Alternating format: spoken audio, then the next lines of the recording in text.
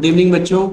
हम लोग model set paper का अकाउंट्स का थर्ड सेट देख रहे थे, है ना, जिसमें कि हमने 2 मार्क्स वाले जो 7 क्वेश्चंस थे उसको डील कर दिया था लास्ट क्लास में। अब हम लोग 3 मार्क्स वाले जो 7 क्वेश्चन है, जिसमें से आपको एग्जाम में 5 ही करना होगा, वो हम लोग आज डील करने वाले हैं। ठीक है, यहाँ पर 3 मार्क्स वाले 5 क्वेश्चन आपको सॉल्व करना है, लेकिन है क्वेश्चन टोटल 7, उसको हम लोग चलिए बनाते हैं एक एक करके। पहला 8 नंबर क्वेश्चन डेप्रिसिएशन से रिलेटेड है। ठीक है, क्या है चलिए देखते हैं। कह रहा है कि ऑन 1 जनवरी 2016 मशीनरी वॉज परचेज फॉर ₹50,000। 1 जनवरी 2016 को एक मशीन खरीदा गया 50,000 में। ठीक है, आपको मशीन अकाउंट बनाना है 3 साल के लिए। डेप्रेशन 10% ओरिजिनल कॉस्ट मेथड से चार्ज हो रहा है और बुक्स का क्लोजर है 31 मार्च को। वेरी सिंपल क्वेश्चन, चलिए हम लोग इसको बना लेते हैं। मैथ से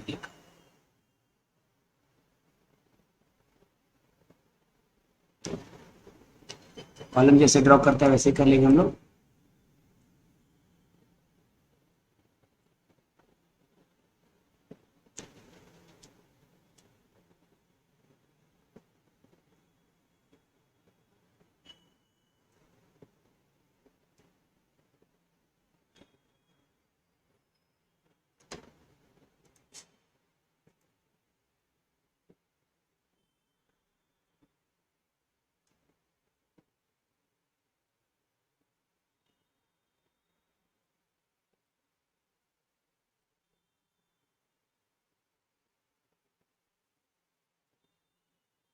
ना इनफ है, इतना ज्यादा नहीं लेंगे इसको।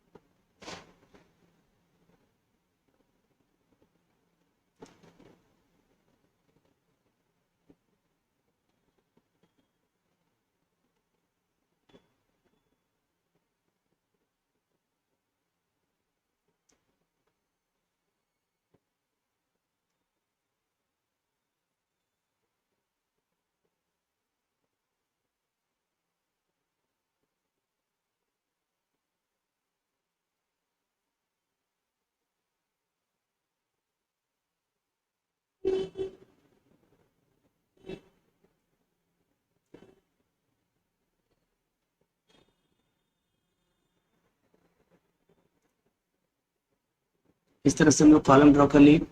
अब देखिए पहला मशीन कब खरीदाया, एक ही मशीन है। मशीन कब खरीदाया था, 1 जनवरी 2016 को 50। ठीक है, यहाँ पर पहले लिख देना आप लोग डेट,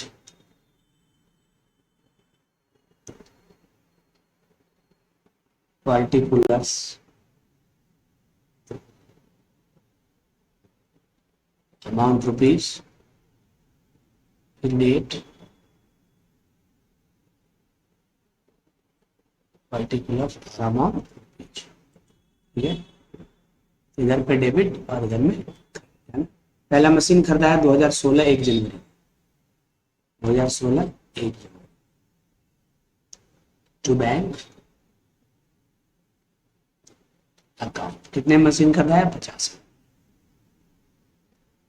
अब 31 दिसंबर को हम लोग क्या करेंगे, डेप्रिसिएशन।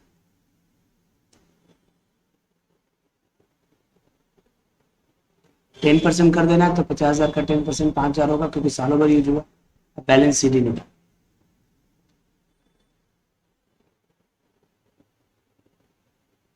तो 50 में से 5 माइनस कर दे, कितना हो गया,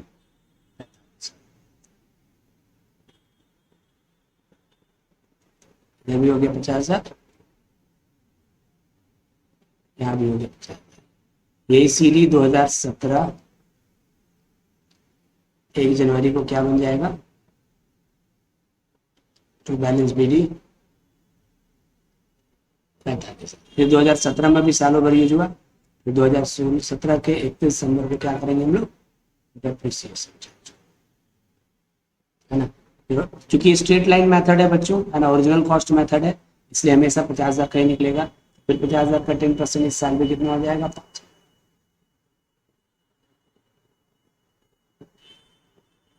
दोनों साइड है।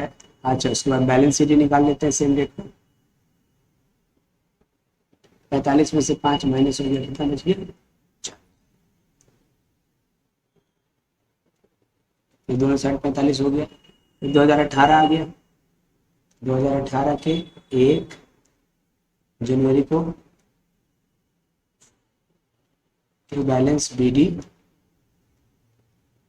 40,000, और 2018 के 31 दिसंबर को बाई डेप्रिसिएशन फिर 50,000 का 10% कर देंगे, कितना हो जाएगा 5,000, फिर करेंगे बाई बैलेंसिंग।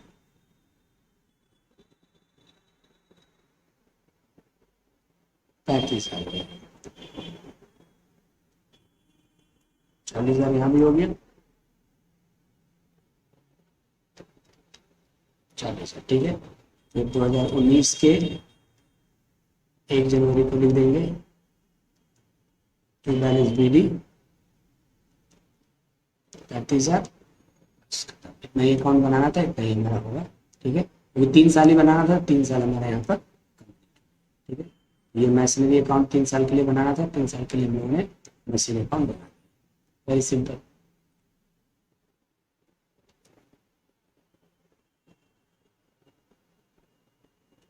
अब आगे बढ़ेंगे, मैशनरी का ये हो गया 1 नंबर क्वेश्चन। 9 नंबर में क्वेश्चन में क्या बोलता है कि state 3 causes of depreciation, depreciation के 3 क्या कारण हो सकते हैं, काउजेज क्या है सो बताइए, ठीक है। देखिए main causes of depreciation are as follows. पहला होता है कांस्टेंट यूजेज, है इसलिए एसेट्स पे डेप्रिसिएशन यूज किया जाता है क्योंकि वो लगातार वो एसेट यूज होता है। Due to the constant use fix assets wear tear and wear arise when the इतना डिमिनेंस बाय देयर वैल्यू। देखिए क्या बोल रहा है कि due to the constant usage of the fix asset, जब फिक्स एसेट्स को हम लोग क्या करते हैं लगातार यूज करते हैं, कांस्टेंट का मतलब लगातार यूज करते हैं, तो उसका वैल्यू क्या होता है कम होते जाता है, ठीक है ना, डिमिनाइज होने लगता है, घटने लगता है, इसीलिए हम लोग को डेप्रिसिएशन चार्ज करना जरूरी है, ठीक है। जैसे वैल्यू ऑफ फर्नीचर कम होता है, मशीन का वैल्यू कम होता है, reduce there constant usage.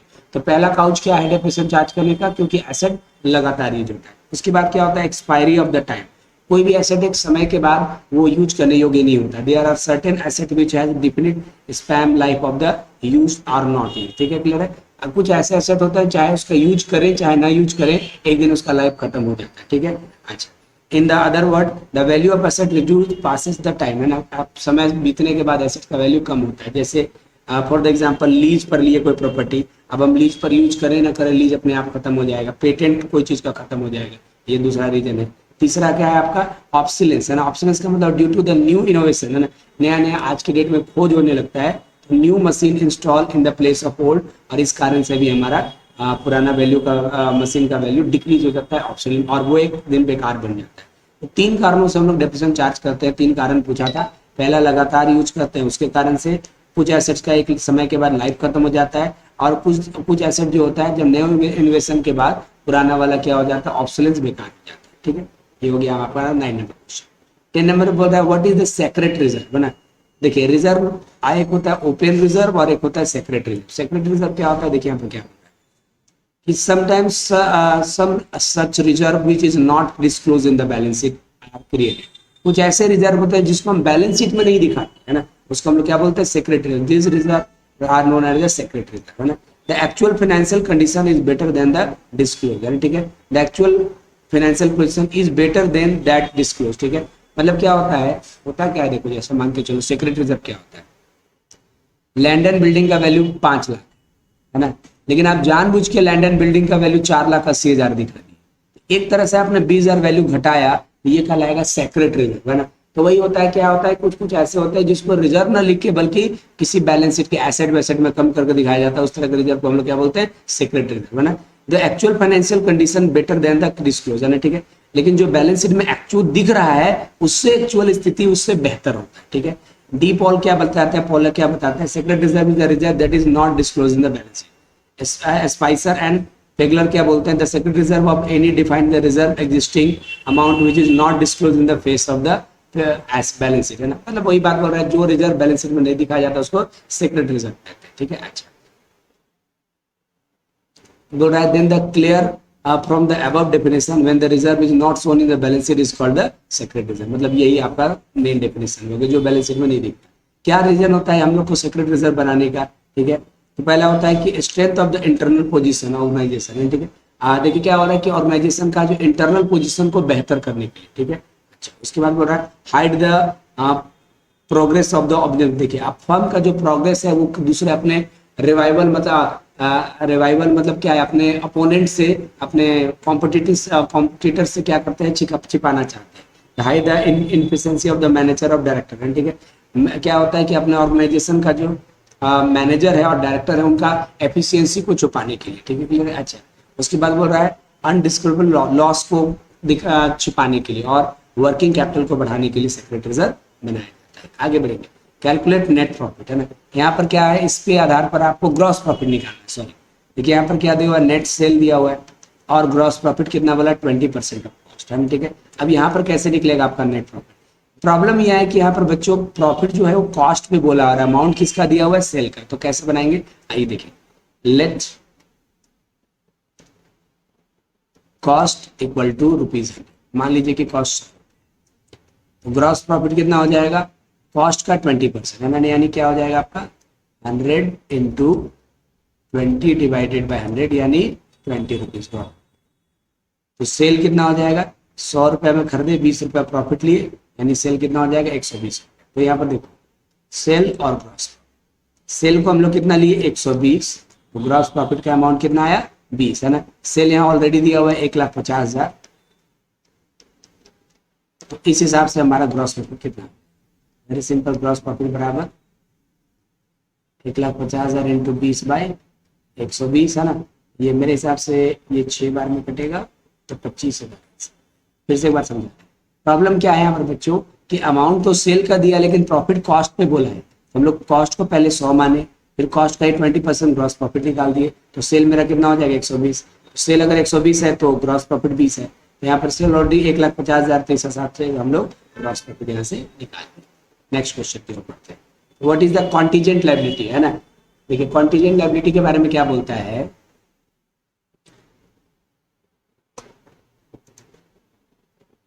Answer क्या होगा कॉन्टीजेंट लायबिलिटी का। देखिए बोल रहा है a contingent liability is a liability, है ना, ध्यान दीजिएगा। A contingent liability is a liability that is occur depending in the on the outcomes in the uncertain future event, है ना, ठीक है। ऐसी लायबिलिटी जो भविष्य में, जो जिसका होना सर्टेन नहीं है ना, जो लायबिलिटी हो भी सकता है, जो लायबिलिटी नहीं भी हो सकता है, ऐसे हम लोग क्या बोलते हैं, उसको हम लोग कॉन्टीजेंट लायबिलिटी बोलते हैं। जैसे मान के चलिए कि एक कस्टमर को हमने 20,000 रुपए का सामान बेचा, है ना। अब वो कस्टमर सामान लेके चला गया, कस्टमर कुछ दिन के बाद आके क्लेम करता है कि जो सामान आपने दिया था वो डैमेज है, और आपने बोला कि नहीं मैंने डैमेज नहीं दिया था, मैंने फ्रेश आपको सामान।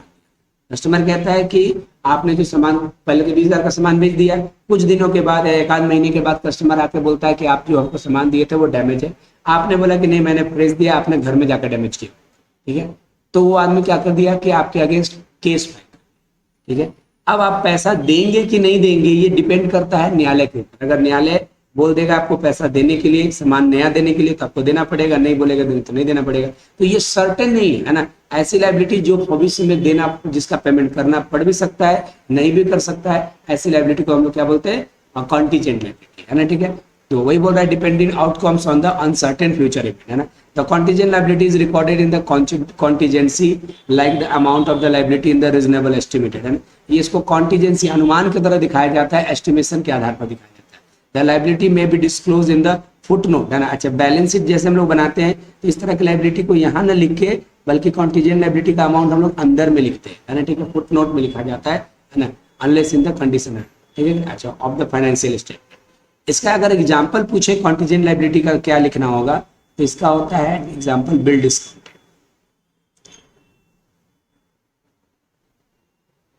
है ना। आपने बिल किसी बैंक से अगर डिस्काउंट कराया है तो आपका बेस्ट एग्जाम्पल है कॉन्टीजेंट। नेक्स्ट आ रहा है कैलकुलेट द मिसिंग फिगर, यहाँ पर जो फिगर मिसिंग है उसको निकालिए। कैपिटल एट द एंड दिया हुआ है, एडिशनल कैपिटल दिया हुआ है, ड्राइंग दिया हुआ है, लॉस दिया हुआ है, आपको क्या निकालना है, कैपिटल एट द बिगिनिंग का अमाउंट मिसिंग है आपको निकालना है। तो देखो बहुत आसान है, हम लोग जैसे कि पहले भी पढ़े हैं कि क्लोजिंग कैपिटल बराबर क्या होता है, opening capital plus additional capital, है ना, और माइनस लॉस और माइनस, ये फॉर्मूला होता है। अब यहाँ ओपनिंग निकालना है, कैपिटल एट द बिगिनिंग निकालना है, मतलब ओपनिंग, तो ओपनिंग बराबर क्या होता है, ये जो इधर साइड में है ना, ओपनिंग निकालना है, इसको छोड़ के बाकी सबको इधर ले, ठीक है। तो फॉर्मूला कुछ इस तरह से होगा, क्लोजिंग कैपिटल, ये जो ड्राइंग और लॉस माइनस हो जाएगा के प्लस हो जाएगा, प्लस ड्राइंग प्लस लॉस और एडिशनल कैपिटल माइनस हो जाएगा, ठीक है। देखो क्लोजिंग कैपिटल कितना दिया हुआ है हम लोग का 36, ड्राइंग कितना है 8000 ऐड कर देंगे, लॉस कितना है 2000 ऐड कर देंगे, और एडिशनल कैपिटल हमारा कितना है, एडिशनल कैपिटल ये देखिए 6, सॉल्व कर लीजिए, ओपनिंग कैपिटल निकल जाएगा तो 36 और 46 माइनस 40,000, 40,000 रुपये आपका क्या आ गया ओपनिंग कैपिटल। नेक्स्ट क्वेश्चन पढ़ते हैं हम लोग, क्या बोला है, give the brief concept of the computerise accounting, है ना, ठीक है। कंप्यूटराइज अकाउंटिंग के कॉन्सेप्ट के बारे में बताने मिला, ठीक है। क्योंकि लॉन्ग क्वेश्चन है, थोड़ा आंसर तो लंबा हो गई, इतना लंबा नहीं, लेकिन आप फिर भी मैं बता दे रहा हूँ, अगर लॉन्ग में भी आएगा तो उसको लिख लीजिएगा। The computerise accounting system is a software program of the business for the business owners, है ना। कंप्यूटराइज अकाउंटिंग क्या है, सॉफ्टवेयर प्रोग्राम है, किसके लिए, बिजनेस के ओनर्स के लिए, है ना। बिजनेस के ओनर्स के लिए एक सॉफ्टवेयर प्रोग्राम बनाया गया जिसको हम लोग कंप्यूटराइज अकाउंटिंग बोलते हैं, ठीक है। Which help to track revenue, जो कि आपको आपका रेवेन्यू, एक्सपेंसेस, है ना, टैक्सेस, इस और प्रॉफिट, ये सबको ट्रैक करने, ये क्या, 3 चीजों को ट्रैक करने में आपको हेल्प करेगा, रेवेन्यू, एक्सपेंसेस और टैक्सेस के बारे में, और इसके आधार पर आप प्रॉफिट भी एस्टिमेट कर सकते हैं। Additionally it is also allowed to manage the bank account, है ना। इस साथ में ये भी अलाउ करता है कि अपना बैंक अकाउंट बना सकते हैं, जैसे बिल पे करने में, बजट बनाने में, ठीक है, जनरेट रिपोर्ट बनाने में, है ना, मैनेज पेरोल, मतलब किसको कितना सैलरी देना है वो जानने में, ठीक है, और anything that involve in the financial transaction, और हर तरह के फाइनेंशियल ट्रांजेक्शन को रिकॉर्ड करने में हेल्प करता है कंप्यूटर के थ्रू। In short you can conduct all the important financial activity using the computerise accounting system, है ना। अब फीचर क्या है कंप्यूटराइज अकाउंटिंग सिस्टम के, पहला तो है आपका इनवॉइस एंड बिलिंग, है ना। इनवॉइस या बिल बनाने में आपको कंप्यूटराइज अकाउंटिंग बहुत क्या करता है, हेल्प करता है। It is the basic of function of computer system accounting, store the record of the customer, customer के डेटा का रिकॉर्ड रखता है और जनरेट करता है इनवॉइस यानी बिल एंड ऑन टाइम, है ना। It is autonomous of the process of the collecting, reminding due to the send bill and keep the track the outstanding payment, है ना। और आपको जिसका भी पेमेंट लेना बाकी उसका रिमाइंडर देने में भी आपको हेल्प करता है। Along with that help to the organising the following industry standard invoicing bill, है ना, इंडस्ट्री का स्टैंडर्ड बनाने में आपको हेल्प करता है। उसके बाद अगला पॉइंट आता है कस्टमाइज रिपोर्ट, है ना, अलग अलग तरह का रिपोर्ट बनाने में भी आपको हेल्प करता है। Computerise financial system help to generate the customise report such as the balance sheet बनाने में हेल्प करेगा, income statement, cash flow, payroll statement मतलब सैलरी स्लिप, है ना। Accounting software and generate the report as your preferences, है ना, आपकी जरूरत के अनुसार अलग अलग तरह का क्या बोलता है रिपोर्ट बना देगा। It also generate the report while the presenting the data in the graph, है ना, रिपोर्ट जो है डाटा ग्राफ में पाई चार्ट के रूप में भी बना सकता है। बैंकिंग, ठीक है, बैंक से रिलेटेड इंफॉर्मेशन को भी आपको रिकॉर्ड करने में हेल्प करता है। Computerise accounting inform system not only help to the keep track the your bank account but also automates the payment process like the printing, ठीक है, पेमेंट प्रोसेस में भी हेल्प करता है कि अगर आप मान लीजिए सेट कर दीजिएगा कि इतना तारीख को बिजली बिल पे करना है तो ऑटोमेटिकली वहां से कट जाएगा, ठीक है। बजटिंग एंड फोरकास्टिंग, है ना, तो कंप्यूटराइज अकाउंटिंग जो है एक बजटिंग या आने वाली चीजों, आने वाले समय में चीजों के लिए अनुमान लगाने में हेल्प करता है। A computer based accounting system generate report of the different type of the frame, है ना, which track the business performance, prepare the accordingly in the future, है ना, फ्यूचर में क्या परफॉर्मेंस हो सकता है इसके बारे में भी हमको हेल्प करता है। Based on the balance sheet summarise in the past you business can do the future budgeting forecasting, है ना, बनाए गए बैलेंस शीट और समरी के बेस पर आप फ्यूचर के लिए भी फोरकास्टिंग कर सकते हैं। इन्वेंट्री मैनेजमेंट मतलब जो आपका स्टोर रूम में जो स्टॉक पड़ा है उसको मैनेज करने में भी हेल्प करता है। Computerise software is not only help to the forecasting your business revenue but also helpful the forecasting your the inventory requirement, है, कितना मटेरियल चाहिए ये भी आपको ट्रैक करने में आपको हेल्प करेगा, ठीक है। और the software solution also help to the managing the stock which help to the keeping the track the available inventory, है ना, और ये भी आपको बताने में हेल्प करेगा कि आपके पास कितनी इन्वेंट्री है। तो यहाँ पर मैंने बच्चों आपको 3 मार्क्स वाले 7 क्वेश्चन को डिस्कस कर दिया। उसके बाद हम लोग लॉन्ग क्वेश्चन नेक्स्ट वीडियो में डालेंगे। थैंक यू, पसंद आए तो इसको शेयर करिए।